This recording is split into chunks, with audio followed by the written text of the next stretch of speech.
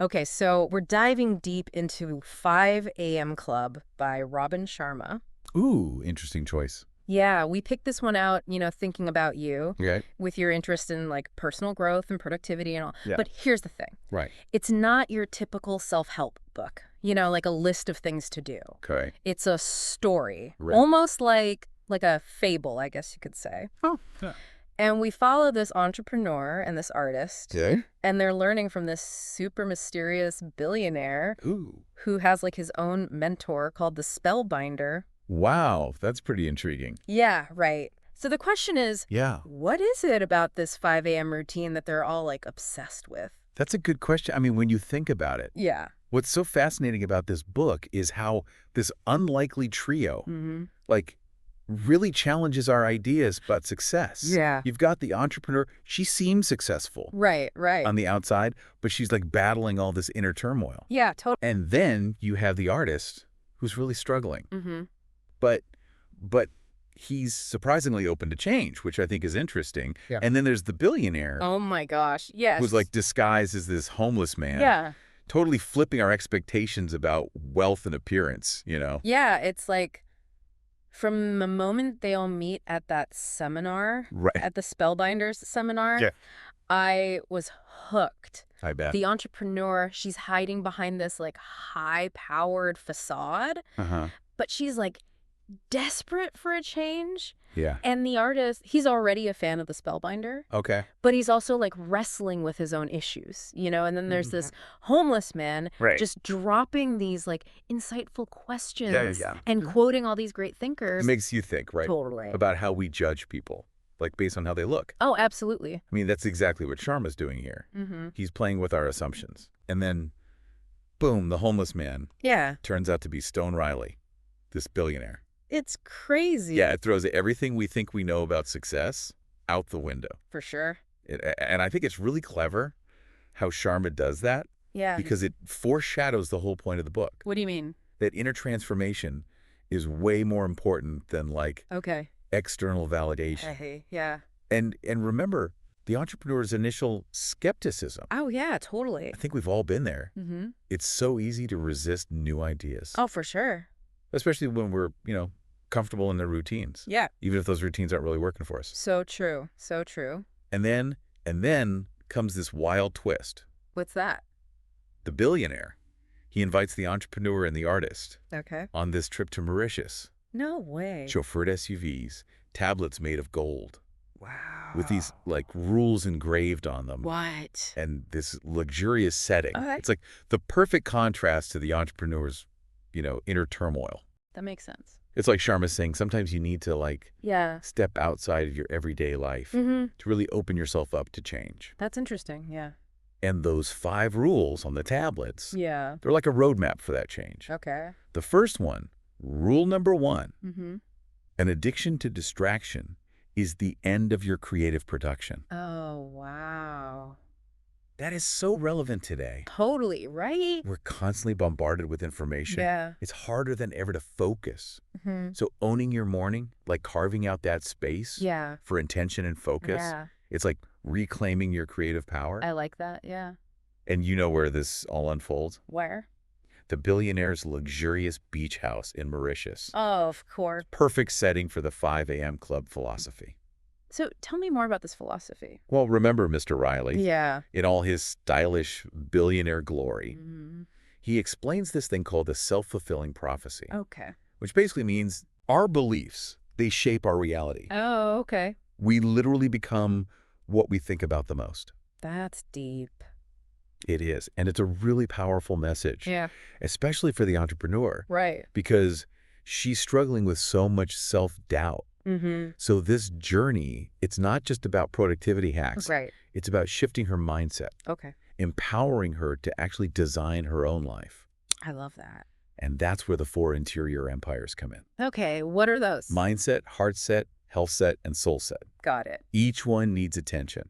Okay. If you want a truly fulfilling life, Mm-hmm. Mm-hmm. and we see the entrepreneur, Yeah. becoming more self-aware, Right. experiencing the positive impact of that 5 a.m. routine on her well-being. That's great, but it's not all like sunshine and roses, is it? You're right. There's this other concept, too. What's that? Learned victimhood. Okay. Basically, Sharma argues that society Uh, can make us complacent, yeah. even lead us to accept being mediocre. So the 5 a.m. Club is also about reclaiming your power, Okay. rejecting that victim mentality, I see. and stepping into your full potential. That's so empowering. It is. It's about taking control Yeah. and saying, I'm not going to let my circumstances define me. I'm going to create the life I want. I love that. And how do we do that? Well, Sharma gives us this tool, Okay. the 20-20-20 formula. Ooh, what's that? This is where things get practical. I'm ready. It's 20 minutes of intense exercise, Okay. 20 minutes of reflection and planning, Got it. and 20 minutes of growth and learning. Wow. That Okay. first 20 minutes, that's key. Why is that? It's not just about physical fitness. Okay. It's about priming your mind for peak performance. I see. Think of it like waking up your brain and body Hmm. before the rest of the world even gets going. Makes sense. But how do we make this a habit, right? Yeah, that's the big question. An early morning alarm, Ugh, don't remind me. it can be brutal. Sharma actually gives us a 4-part pattern for installing habits, Oh, emphasizing repetition and pushing through okay. what he calls the installation stage. What's that? That messy middle part where most people give up. Oh, yeah, totally. It's about understanding it's a process. It's going to be tough. Yeah. But like anything worthwhile, Yeah. the rewards are worth the effort. I love that part where the spellbinder just Mm-hmm. mysteriously appears in the Roman catacombs. Yeah. It added this whole element of intrigue, It did. and it really emphasized the importance of rest and recovery. Oh, for sure. That's crucial. Yeah. He talks about how sleep is not only for physical rest, Right. but also for like mental clarity and emotional well-being. Yeah. And, the billionaire, Stone Riley, Yeah. he admits he's struggled with burnout before. Really? It's a reminder that even the most successful people, Hmm. they need to prioritize rest and recharge. That's a good point. I hadn't thought of it that way. And this is where he introduces this idea Yeah. of the twin cycles of elite performance, Okay, I like that. balancing intense work with dedicated recovery time. Right. And he even has specific techniques, right? Yes, he does. Like the 9-2-9-1 rule Yeah. and the 60-10 method. Uh-huh. I'm dying to hear more about those. I know, me too, but... Let's save them for part 2. Okay, you're right.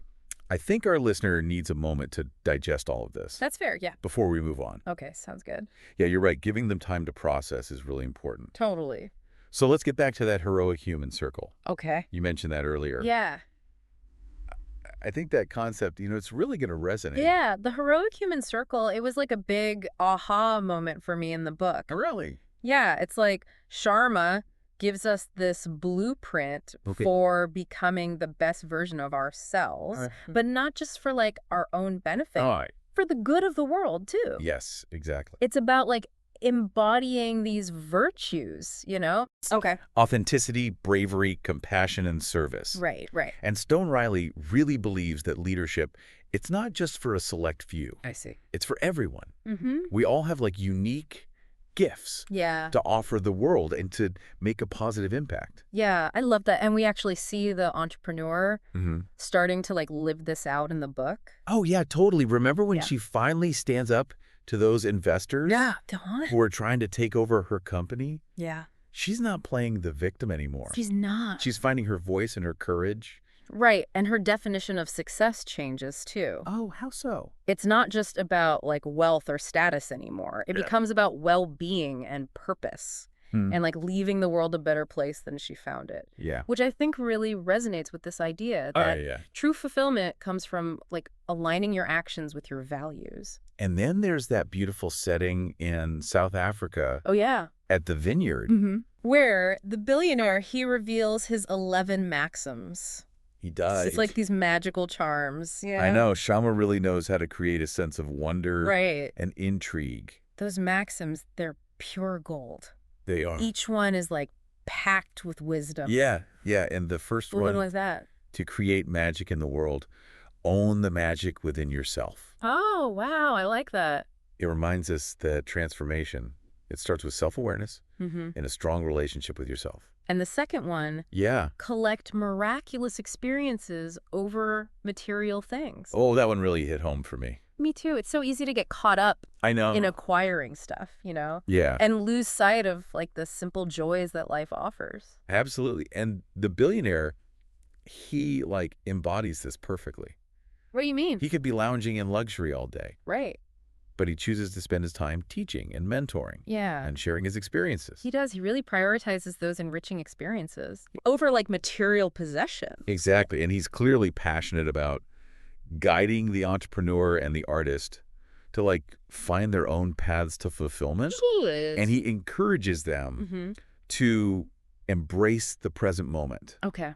enjoy the journey, Yeah. not just fixate on the destination, Right. which I think connects back to the idea of mindfulness, Oh, yeah. which we talked about earlier. With the 20-20-20 formula. Exactly. Speaking of the 20-20-20 formula, I'm like itching to know more about Yeah. how they actually implement it in the story. Okay. That first 20 minutes, the intense exercise, Yeah. what do they actually end up doing? Well, it's interesting because Sharma, he doesn't prescribe like specific exercises. Okay. The entrepreneur, she chooses wind sprints and weight training. Okay. But the artist, well, he needs a little more encouragement Really? to get moving. Huh. But the point is finding what energizes you. Okay. Maybe it's a run, maybe Yeah. it's yoga, maybe it's dancing in your living room. Who knows? It's about finding what gets your heart rate up Exactly. and gets those endorphins flowing. It's not about forcing yourself to do a workout you hate. Right. And it sets the tone for the rest of the day. Yeah. While everyone else is hitting snooze, Mm-hmm. they're already energized and feeling good. Right. Which gives them a huge advantage. It does. So we've got the movement part down. Okay. What about the next 20 minutes? Yeah. The reflection and planning.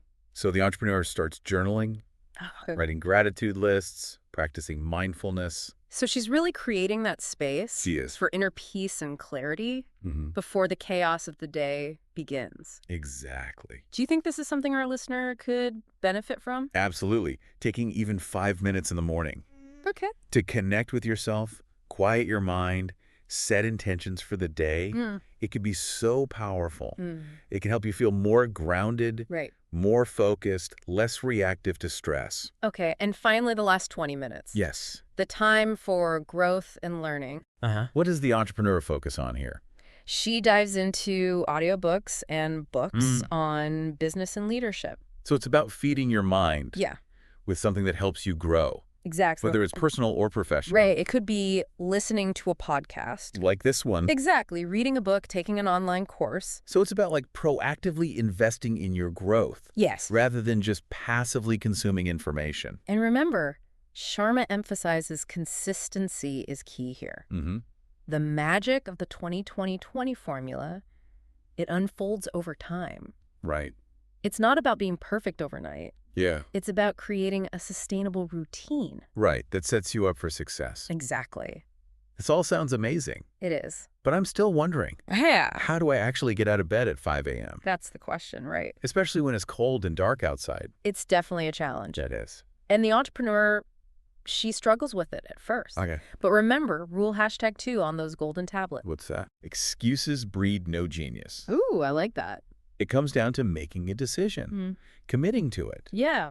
and pushing through those initial hurdles. Easier said than done, right? Does Sharma offer any like practical tips?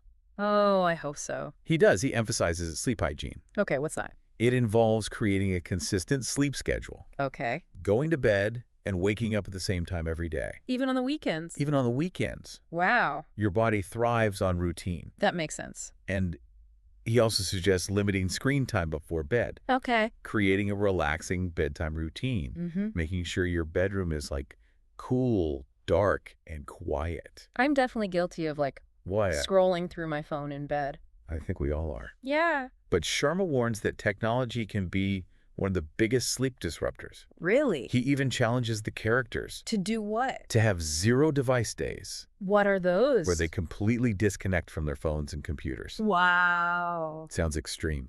But it could be so freeing Yeah. to detach and recharge. He even talks about taking like 3 months off every year to travel and disconnect. He does. He understood the power of rest and recovery. Yeah. It's not about pushing yourself to the limit 24/7. Right. It's about finding that balance between intense work and dedicated recovery time. So we've got the 20-20-20 formula, Yep. the sleep hygiene, the heroic human circle. Anything else we need to know about the 5 a.m. club? There is one more thing. Okay, what is it?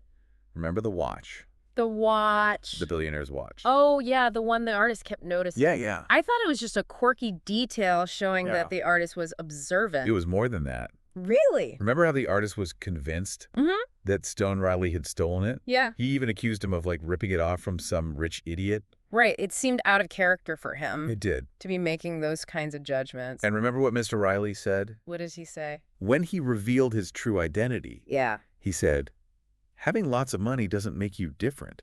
It just makes you more of who you were before you made the cash. So he was wearing that same watch, even when he was disguised as a homeless man. That's right. That's such a subtle but powerful point. It was a deliberate choice by Sharma to illustrate this idea that true wealth, it's not about material possessions. No. It's about character, integrity, staying true to your values, regardless of your circumstances. Wow, that's a great takeaway. It is. It's not about the watch itself. Right. It's about what it represents. Exactly. So for our listener, what's the big takeaway from the 5 a.m. club? I think the book goes beyond just productivity or success. Okay. It's about self-discovery, purpose, living a life that feels truly fulfilling. Yeah. It's about taking control of your time. Right. And using it to create the life you want on your own terms. It's about owning your morning. And in turn, owning your life. Exactly. Not letting the day run you, but you running the day. It's about creating a life you don't need a vacation from. Oh, wow. Because it's already aligned with your values and aspirations. That's a powerful thought. It is. So to our listener, we leave you with this question. Okay. What could you achieve? Yeah. If you consistently owned your mornings and lived in alignment with your heroic human circle. The possibilities are truly endless. Okay, so let's unlock those productivity secrets. Oh, you mean? You teased earlier the 9-do-9-0-1 rule and the 60-10 method. Yes, yes. You mentioned there was like tools for maximizing output and creativity, right? Exactly. Let's start with the 9-0-9-0-1 rule. Okay. It's all about working with your natural energy cycles. Like? Those peaks and dips we all experience throughout the day. Okay. Instead of fighting them, you leverage them. Okay. You work in these focused 90-minute bursts. Now you dedicate yourself fully to a single task. Okay. And then you take a short break before diving into the next 90-minute block. There's like strategic sprinting. That's a great way to put it. You go all in, and then you take a breather before the next push. Exactly. And the 1 in 90-9-0-1 represents the most important task of your day. Okay. Your top priority. Right. The billionaire suggests tackling that first. Okay. During your peak energy window. Which is? Usually in the morning. After your 5 a.m. routine. Exactly. Makes sense. Get that big thing out of the way. Yeah. When you're feeling most focused. When you're fresh. But honestly, some days I struggle to focus for 10 minutes. Oh, I hear you. Let alone 90. I know, it's hard. Any advice for those of us with easily distracted minds, shall we say? This is where the concept of the tight bubble of total focus comes in. Okay, what's that? It's about intentionally creating a distraction-free zone. Oh, okay. No emails, no social media, no multitasking. You set up your workspace to minimize interruptions. Right. And train your mind to stay present. Okay. With the task at hand.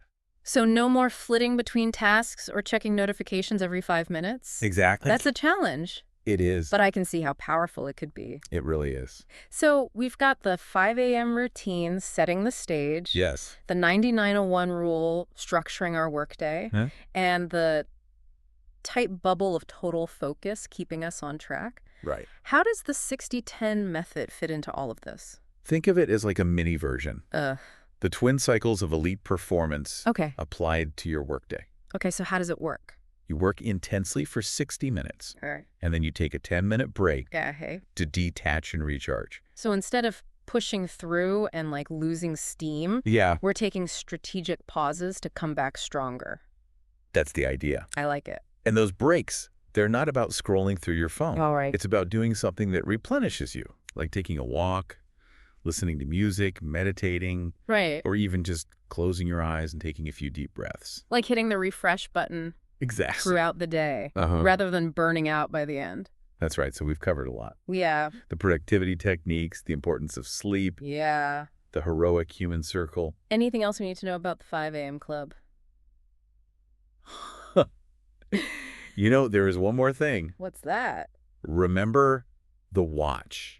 The The watch. billionaire's watch. Oh, yeah, the one the artist kept noticing. Yeah, yeah. I thought it was just a quirky detail. I know, right? Showing that the artist was observant. It was more than that. Really? Remember how the artist was convinced that Stone Riley had stolen it? Yeah. He even accused him of ripping it off from some rich idiot. Right. It seemed so out of character for him. I know. Right? To be making those kinds of judgments. Man, remember what Mr. Riley said? When?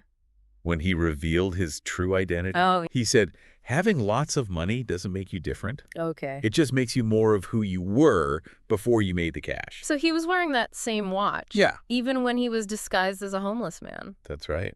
That's such a subtle but powerful point. It was a deliberate choice by Sharma to illustrate that true wealth. Yeah. It's not about material possessions. It's not. It's about character and integrity and staying true to your values, no matter what your circumstances are. Wow, that's a great takeaway. It's It's not about the watch itself. right. It's about what it represents. Exactly.